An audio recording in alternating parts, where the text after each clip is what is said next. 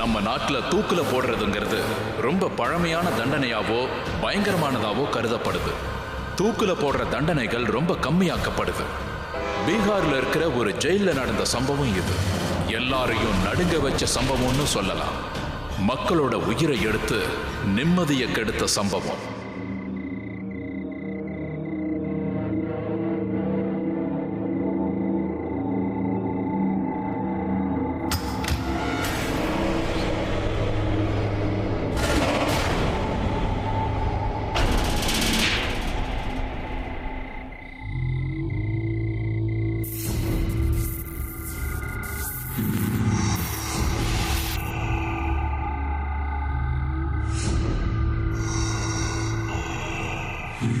யாரு?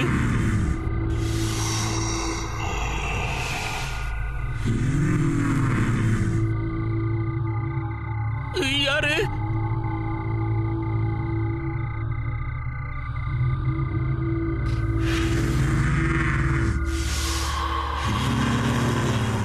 இந்த செல்ல தான் யாரும் இல்லையே, அப்புறம் எப்படி சத்தம் வருது?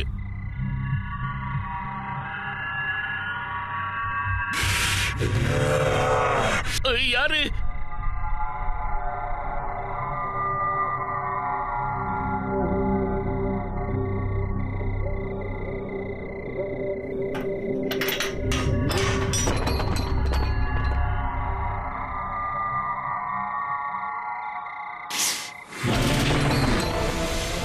யாரு?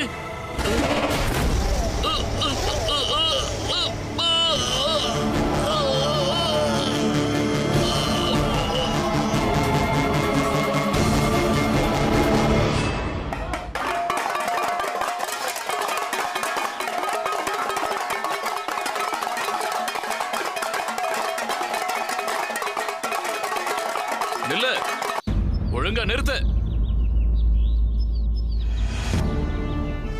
இந்த பேய் பிசாசுங்களுக்கு பின்னாடி எல்லாம் யாரோ மனுஷங்க இருக்காங்கன்னு எனக்கு நல்லா தெரியும்.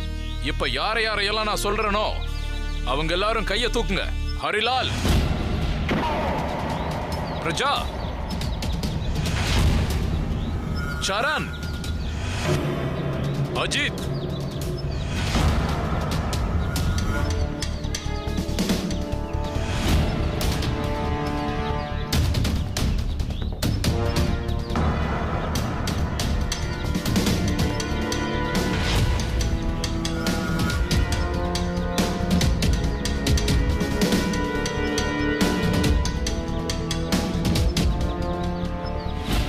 உங்க எல்லாருக்கும் என்ன தோணுது?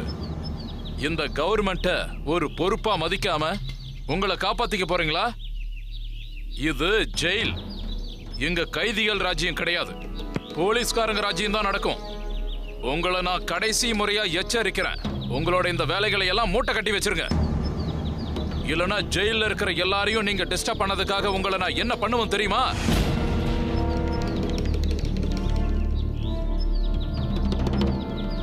நல்ல வேளை நீங்களும் இங்கதான் இருக்கீங்க. நீங்களும் இவங்களுக்கு உதவி செய்யறேன்னு போகாம நீங்களும் உங்களை பாத்துக்கங்க. உங்களை விட ஜித்தனங்கள்லாம் அங்க இருந்தானுங்க. அவனுக்கு எல்லாரையும் நான் அனுப்பிவிட்டேன், ஒருத்தனையும் விட்டு வைக்கல. அது மட்டும் இல்லாம கடைசியா ஒருத்தன் சூசைட் பண்ணி இறந்து போயிட்டான் தெரியுமா? அவனோட ஆவி இங்க இருக்குன்னு நினைக்கிறேன்.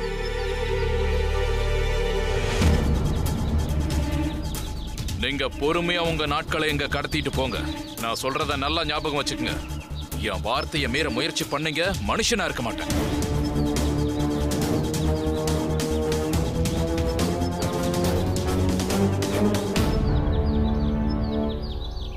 பாத்தியா, அந்த ஆள் என்ன சொன்னான்னு கேட்டீங்கல்ல? நான் முதல்லயே சொன்னேன், இவன் ரொம்ப மோசமானவன், இவன்கிட்ட வாலாட்ட வேணான்னு. ஆனா யாரும் என் பேச்ச கேட்கவே இல்லை. சே அண்ணே, இங்க பாருண்ணே, உங்க எல்லாருக்கும் நான் ஒரு விஷயம் சொல்றேனே. நம்ம எல்லாருக்குமே ஆபத்து இந்த இடத்துல தான்னா கண்டிப்பா நம்ம எதிரிகளை பழி தீர்த்தே ஆகணுங்கிறேன். சரி வாங்க, நம்ம போய் சாப்பிடலாம் வாங்க. அவன் சரியாதான் சொல்றான். ஆனா எனக்கு இதுல புரியாதது என்னன்னா, அந்த ஜெயிலர் சொன்னால அந்த மூடப்பட்ட ஜெயிலுக்குள்ள இருந்தவன் எப்படி இறந்து போயிருப்பான்? ஆனா எனக்கு என்ன தோணுதுன்னா, நம்மளை அழிக்கக்கூடிய ஜெம அங்கதான் இருக்கான்னு. ஒருவேளை அங்க உண்மையிலேயே பேய் இருக்குமோ? அட பைத்தியக்காரத்தனமா பேசுறியா நீயே? நம்ம இறந்துட்டோம்னா நம்ம சாப்டர் முடிஞ்சு போச்சு, அவ்வளவுதான். நம்ம உடம்புக்குள்ள இருக்கிற அந்த பூதம் அப்படியே மேல போயிடும், அவ்வளவுதான். பெரிய பாவம் என்ன தெரியுமா? நம்ம வயித்தை பட்டினி போடக்கூடாதுன்னா அதை முதல்ல புரிஞ்சுக்கோங்க. ஐயா, இப்ப எனக்கு இருக்கிற பசிக்கு உங்க எல்லாரும் அடிச்சு திங்கலாமான்னு இருக்கு. வரியா இல்லையா? சாப்பிடலாம். வாங்க வாங்க.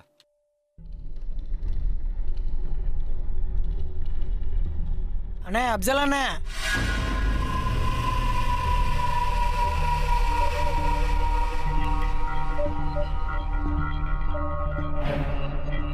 அண்ணே என்ன பண்ணிக்கிட்டு இருக்கீங்க? நேரமாகுது, வந்து சாப்பிடுங்கண்ணே.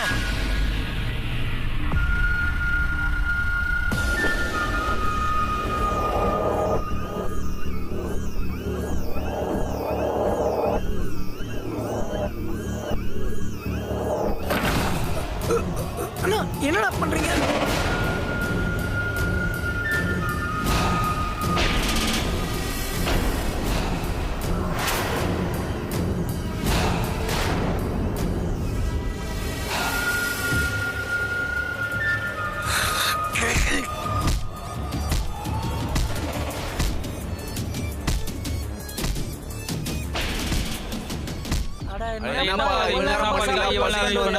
குளிச்சுட்டு போக வேண்டியதானே?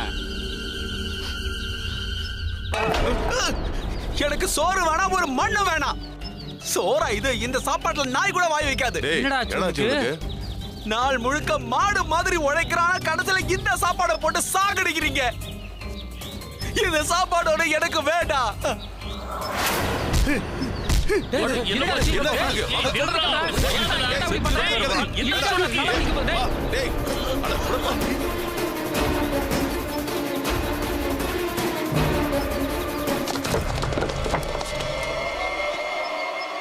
அப்சல் கான், என்னையா பண்ற? சொல்றதை கேளியா, நிறுத்தியா? அப்சல் கான், சொல்றதை கேளியா, நிறுத்தியா? என்னையா பண்ற?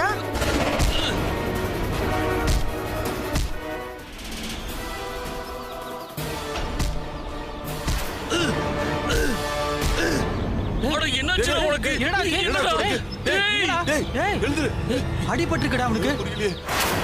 அப்சலுக்கு பைத்தியம் முடிச்சு. வாருங்க சார், யாராவது வாங்க.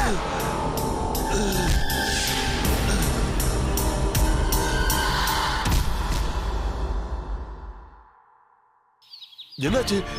இவனுக்கு என்ன நடந்திருக்கும்? ஒண்ணுமே புரியலையே. டேய் டேய், எழுந்துடா டேய். தொடங்க தொடங்க.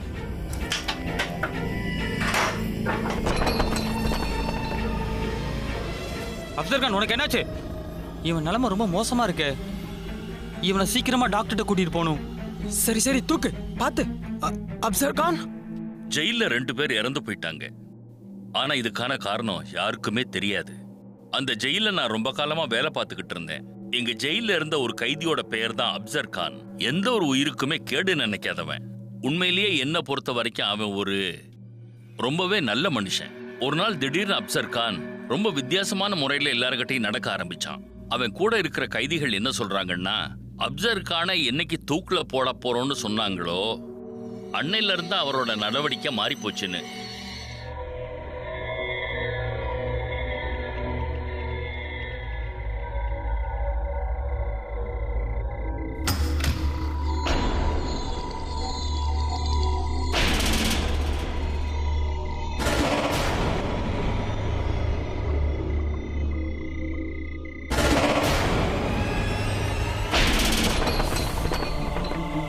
நல்ல உடம்பு கெட்ட ஆவி, நல்ல உடம்பு கெட்ட ஆவி, நல்ல உடம்பு கெட்ட ஆவி. யாரு யாரு?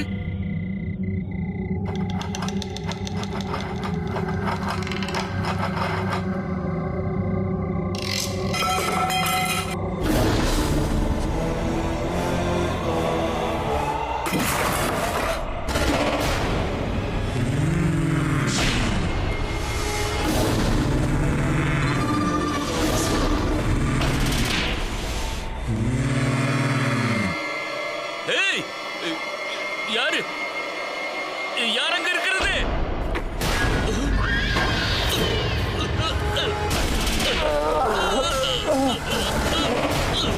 காப்பாத்துங்க.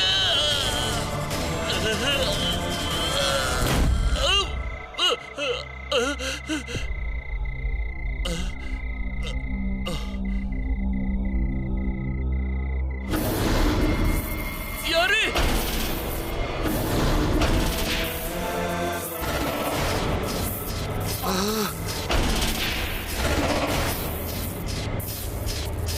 யாரு யாருது?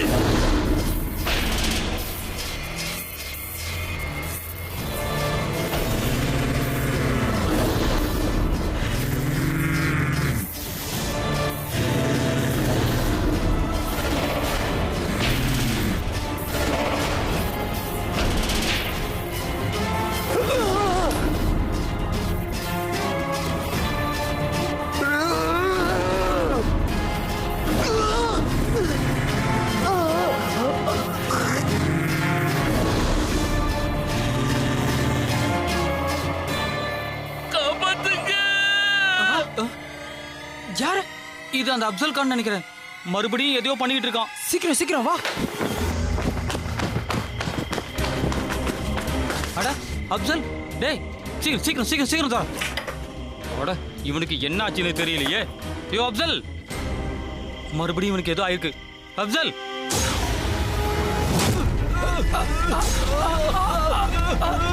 அப்சல் என்ன பாரு. என்ன விட்டு அப்சல், விட்டு அப்சல். என்ன பண்ற?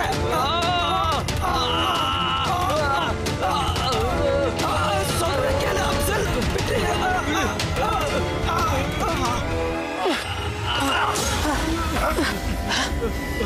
எங்க போனா அவன்? எங்க போனா? கண்டுபிடிக்கணும். வா ஜெயிலர் கிட்ட சொல்லி நம்ம கண்டுபிடிக்கலாம். ஓ வா வா சீக்கிரம் வா. நீ அந்த பக்கம் போ, நான் இந்த பக்கம் பாரு. சரி.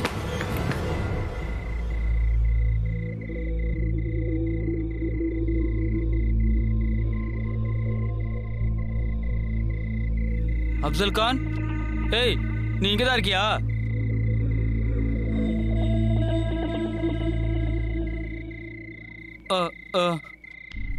நீ ரொம்ப மோசமானவனா இருக்கியாப்பா.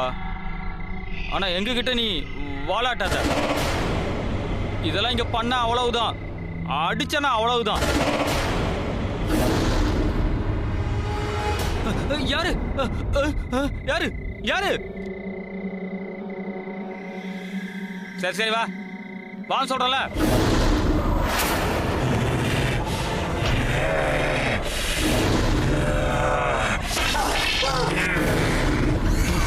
இல்ல இல்ல சொன்னேன்டா நான் வருவேன்னு. நான் இப்ப வந்துட்டேன்டா. உங்க எல்லாரையும் நான் கொல்ல போறேன். என்ன விட்டுடு, என்னை காப்பாத்துங்க.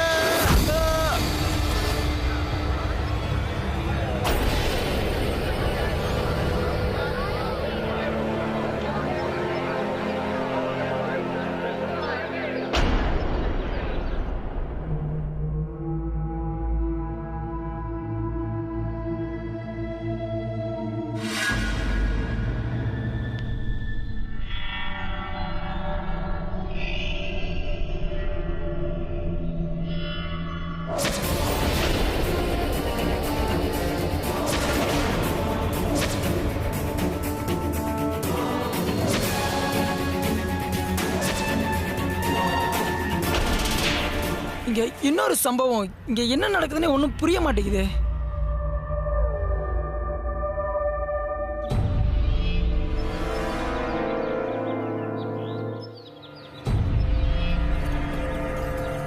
அவன் தற்கொலை பண்ணிக்கிட்டான்னு நினைக்கிறேன்.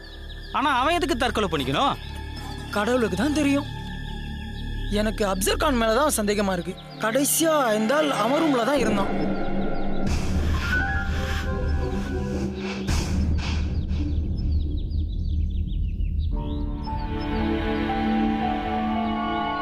சீக்கிரம் பாடியை கீழே இருக்குங்க. சரிங்க சார்.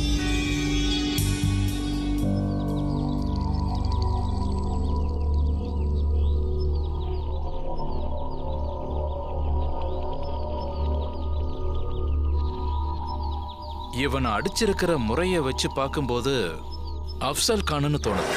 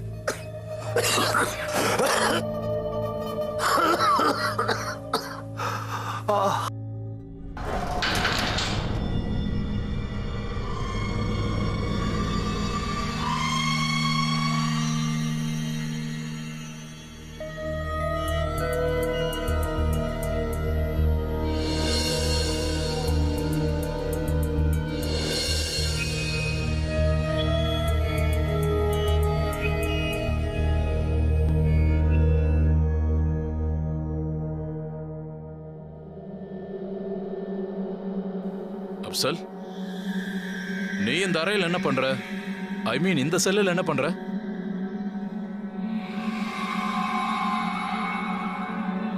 அப்சல், சார், நான் எப்படிங்க வந்தேன்? நீங்களா சார் என்ன கூட்டிட்டு வந்தீங்க? நான் எங்க உன்னை கூட்டிட்டு வந்தேன்? நீயே தான் வந்திருக்க. நான் எப்படி? சரி சரி, இங்க வா. நீ போய் முதல்ல ரெஸ்ட் எடு. எனக்கு என்னாச்சு? வா.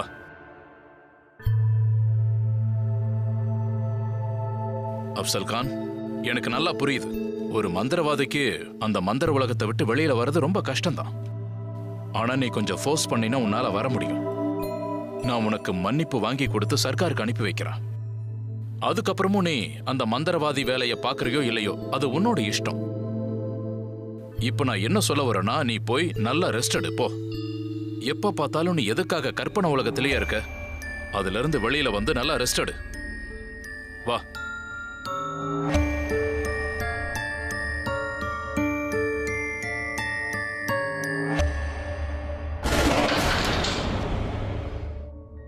அந்த பிரிசன்ல ஒரு கார்டு இறந்ததுக்கு அப்புறம் ஜெயில பிரச்சனைகள் அதிகமாச்சு. அப்ஜல் எல்லாரையும் போல ஒரு சாதாரண மனுஷன் தான். ஆனா அவன் அசாதாரணமா பிஹேவ் பண்ண ஆரம்பிச்சான். இன்னைக்கு நான் யோசிக்கிறேன், அந்த வேலை எனக்கு கிடைச்சிருந்தா அப்ப என்னோட நிலைமை நினைச்சு பார்க்க முடியாத அளவுக்கு ஆகி இருக்கும். அது மட்டும் இல்லாம அங்க இருக்கிற ஒவ்வொருத்தருக்கும் பிரச்சனைகள் வர ஆரம்பிச்சது.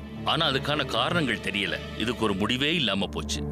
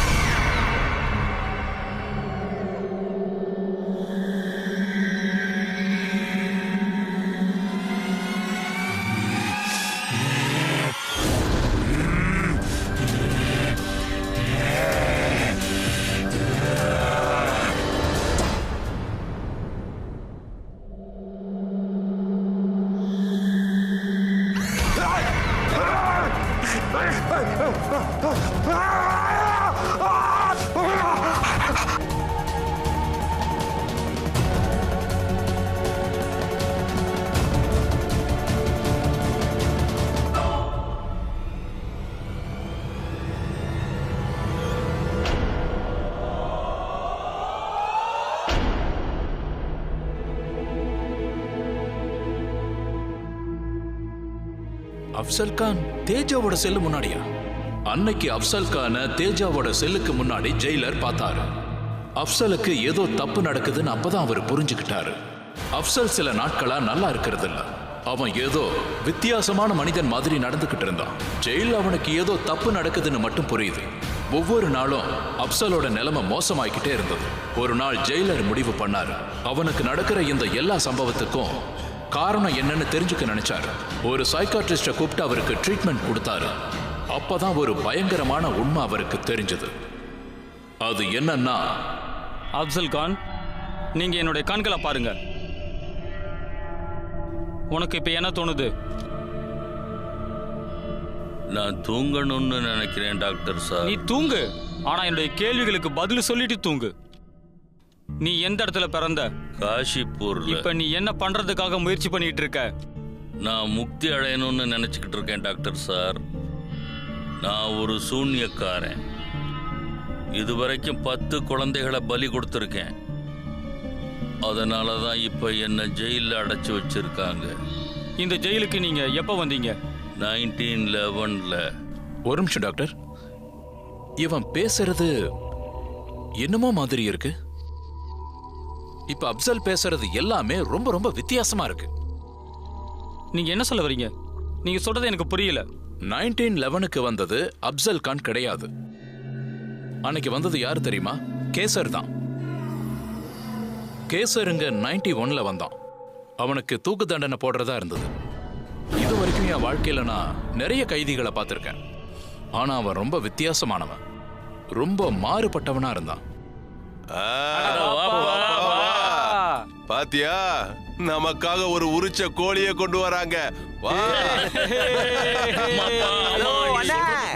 எங்களுக்காக ஒரு குத்தாட்டம் போடுறது. அவனை குத்தாட்டத்துக்கு அவனை பாருங்களேன். அவனை பார்க்கும் போது ஆட்டுக்குட்டி தலை குனிஞ்சு போற மாதிரி இருக்கு. டேய், நீ சொன்ன மாதிரி இது ஆடு தாண்டா. ஆடு ஆடு ஆடு. ஜெயிலுக்கு வர்றதுக்கு முன்னாடி அவன் பிளாக் மேஜிக் பண்ணிக்கிட்டு இருந்தான். ஜெயிலுக்கு வந்ததுக்கு அப்புறமும் அவன் பிளாக் மேஜிக் பண்றத நிறுத்தவே இல்லை.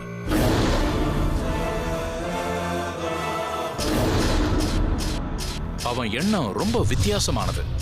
பைத்திய மாதிரி அவன் சில காரியங்களை செய்வான். பகல்ல ராத்திரியில அவன் செல்ல விட்டு மட்டும் வரவே மாட்டான். அவனை சுத்தி இருக்கிற கைதிகளுக்கு அவன் செல்ல இருந்து மந்திரங்கள் மட்டுமே கேட்கும். அவன் என்ன நினைக்கிறான்னா, அவன் சாவுல இருந்து அமரனாக போறான். சாகிறதுக்கு முன்னாடி வரைக்கும் அவனுக்கு முழு நம்பிக்கை இருந்தது.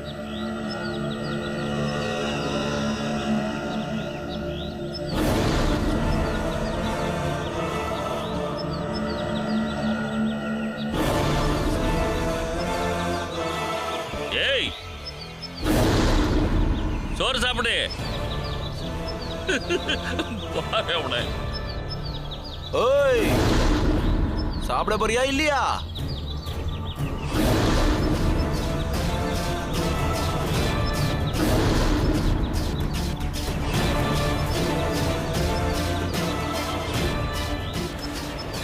இது ஜெயில்.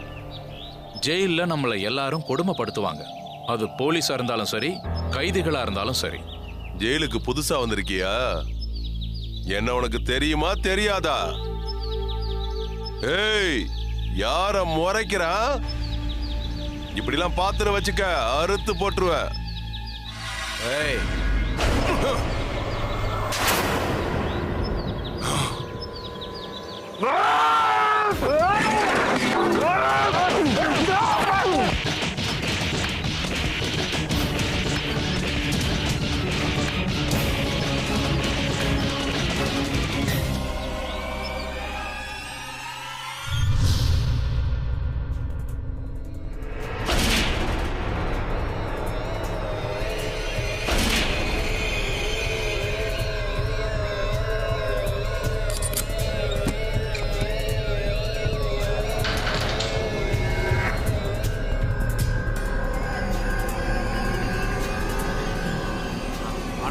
இவனை இன்னைக்கு நீ எடுக்கல. அடிக்கிறா. நீ மோட்டர் போடுறா. ஏய், இந்த மோட்டர் அடிக்கிறா.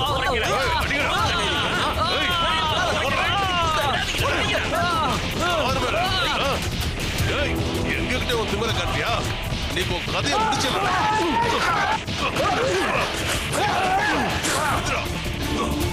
ஆகுடா. ஐயோ, சீக்கிரம் வாங்கயா, வாங்கயா. ஜெயிலர் வந்துட போறாரு. போங்க, போங்க. சீக்கிரம், சீக்கிரம், சீக்கிரம், சீக்கிரம்.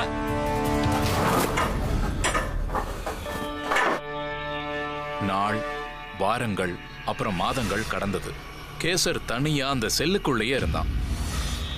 அவன் வெளியில வர்றதையே விட்டுட்டான். நானும் அவனை பார்த்து அவன் வெளியில வரமாட்டான்னு தான் நினைச்சேன். அவன் செல்லுல பிளாக் மேஜிக்க தொடர்ந்து பண்ணிக்கிட்டு இருந்தான்.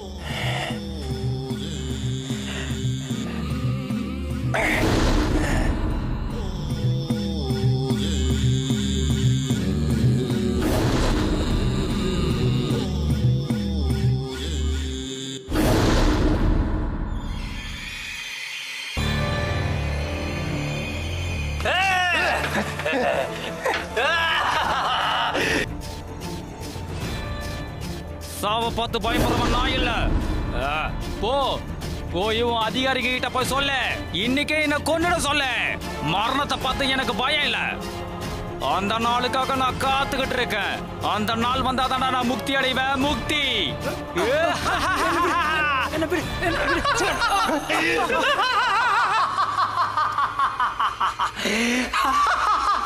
அப்சல் கான், நீ கைதி மட்டும் இல்லாம வேலை பார்க்கிற ஒருத்தன். 10 வருஷமா தூக்குல போடுற வேலையை நீ தான் பார்த்துக்கிட்டு இருக்க. இன்னைக்கு நாம ஒருத்தனை தூக்குல போட போறோம். அதுக்கு நீ தான் உதவி செய்யணும். கண்டிப்பா செய்றேன் ஜெயிலர் சார். வாங்க போலாம். வா.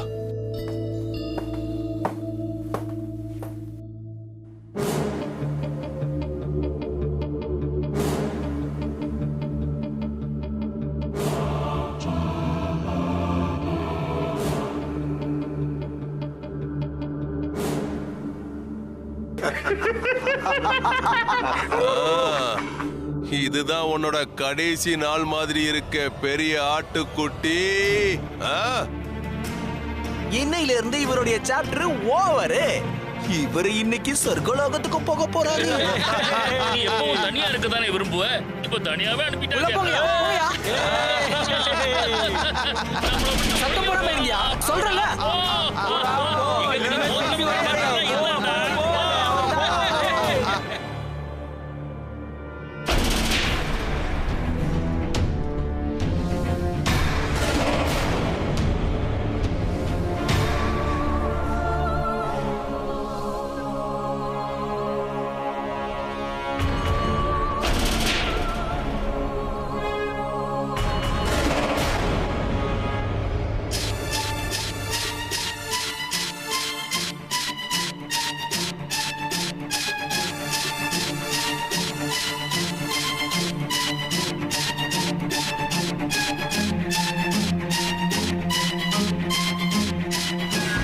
கொஞ்சம் நிறுத்துடா.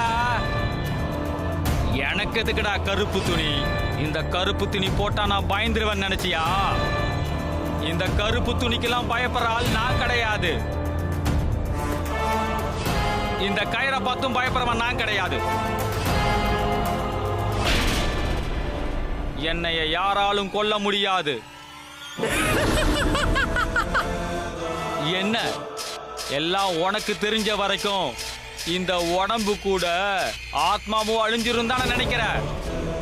இந்த ஆத்மாவை யாராலையும் அழிக்க முடியாது. ஆத்மாவுக்கு அழிவே கிடையாதுடா. நான் திரும்பி வருவேன். நான் கண்டிப்பா திரும்பி வருவேன். நீ என்ன அழிச்ச மாதிரியே நான் உன்னை திரும்பி வந்து அழிப்பேன். இது முடிவில்லடா, இதுதான் ஆரம்பம். இங்க இருக்கிற எல்லாரையுமே நான் கொல்லுவேன்.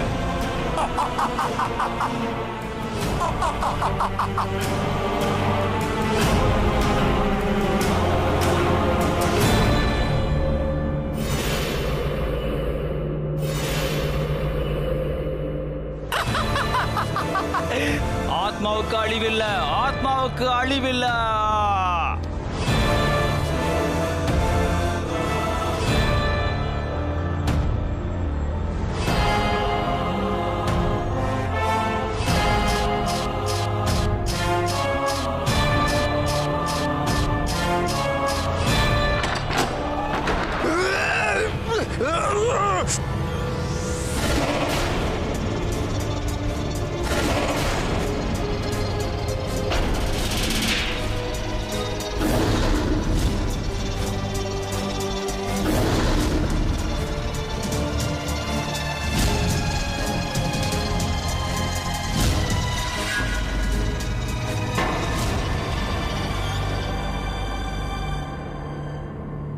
அப்சல், பாடி எடுத்துட்டு போ. சரிங்க சார்.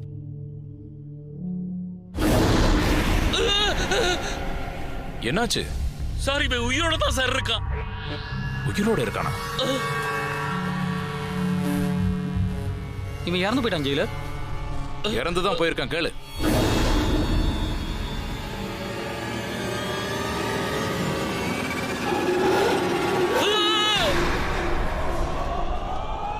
உனக்கு இன்னுமா புரியல நான் யாருன்னு? நான் தான் கேசர். அப்சல் கான் நினைச்சு பேசிக்கிட்டு இருக்கியே, அவன் என்னோட புடியில இருக்கான். சக்தி உள்ள ஆத்மாவை குறைச்சி எடை போடாதீங்க ஜெயிலர் சார். இதுதான் ஆத்மாவோட சக்தி.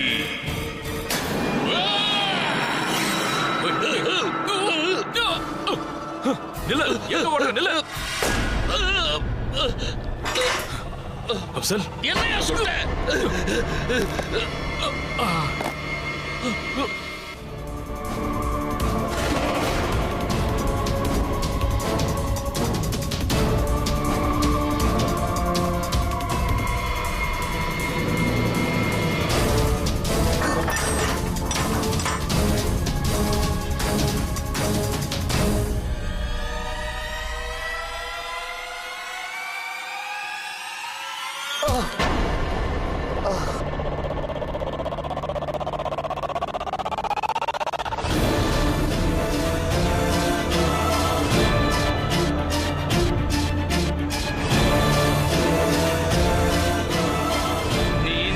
மோசமானவா இருப்பான்னு எதிர்பார்க்கல.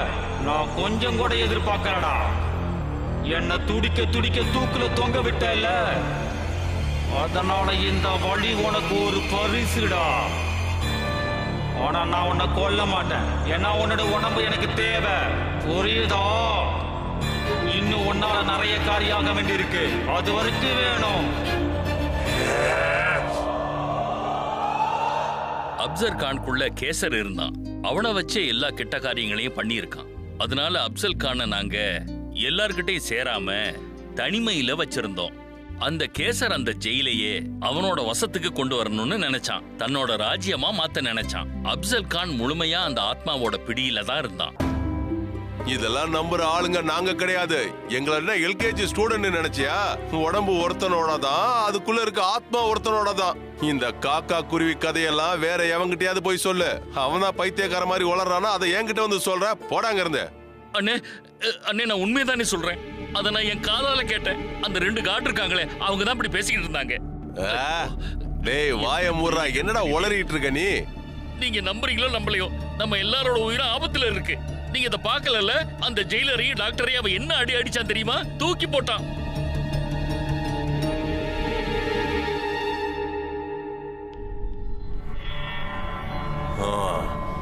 சரிப்பா, அப்படின்னா இந்த பிரச்சனைக்கு தீர்வு நம்ம தான் கண்டுபிடிச்சு ஆகணும். அந்த பூதத்தை விட்டு வைக்க கூடாது.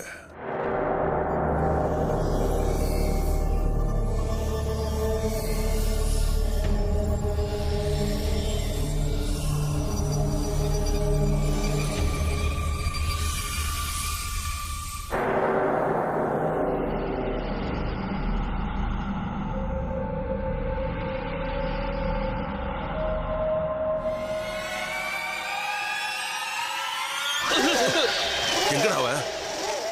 இங்க ஏதோ என்னடா யாரோ என்ன அடிச்ச மாதிரி இருந்தது. கண்டிப்பா அந்த ஆவியா தான் இருக்கும். நான் சொல்றேன். என்னடா உளர்ற? எங்களை என்ன பைத்தியக்காரன் நினைச்சிட்டு இருக்கியா? இனிமே ஒரு வார்த்தை நீ பேசுன, அடுத்து கொலை பண்ண போறது ஒன்னதாண்டா. புரியுதா? அண்ணே போ போ. நான் சொல்றத கேளுங்க. இது பாருங்க, நான் சொல்றத கேளுங்கண்ணே. அண்ணே அங்கதான். நான் உன்கிட்ட எதையும் கேட்க விரும்பல. அண்ணே நம்ம உள்ள போனா செத்துருவோம். ஓடன்னு சொல்றேன். அண்ணே வேணானே, நான் செத்துருவேனே.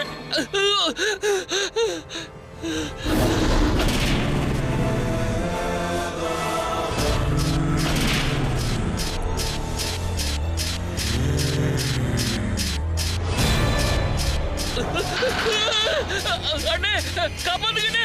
அண்ணே ஐயோ அண்ணே, அண்ணே காப்பாத்துக்கண்ணே. வாங்கண்ணே வாங்கண்ணே, வந்து என்ன காப்பாத்துக்கண்ணே. அண்ணே நான் சாக விரும்பல, என்ன காப்பாத்துக்க.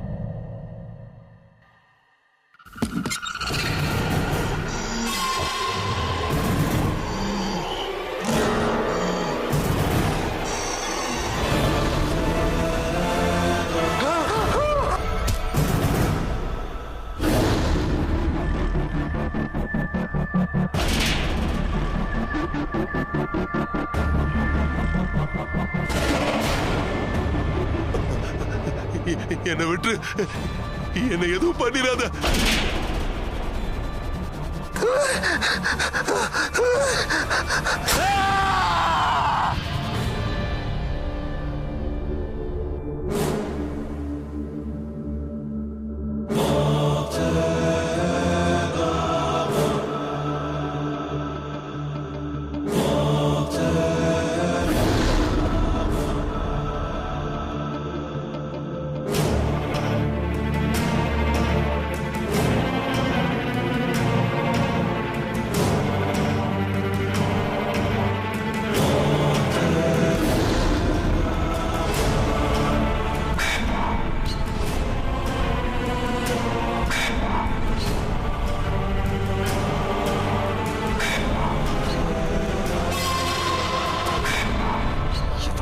விடக்கூடாது. இனி உன்னால தப்பிக்க முடியாது. இன்னைக்கு இதுதான் உன்னுடைய கடைசி நாள். எங்களை ரொம்பவே டார்ச்சர் பண்ணிட்ட நீ.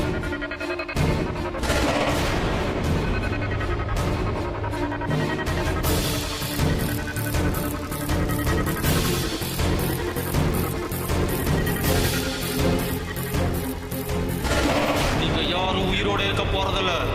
நீங்க எல்லாருமே சாக போறீங்கடா.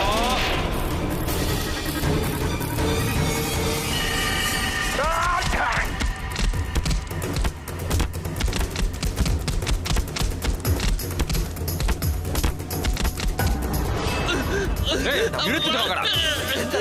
எங்க அண்ணனையே எப்படி பண்றியா? ஒன்ன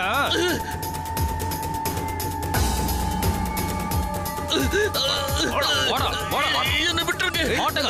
இழுத்து விடுங்க. டேய், அது இழுத்து வரா.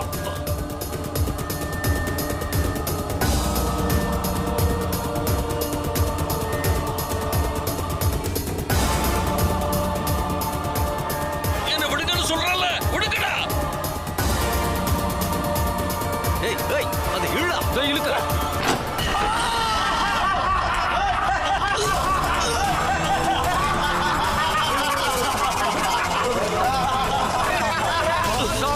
எப்படி சிரிக்கிறான் பாரா. துடிடா துடி, துடி சாவு.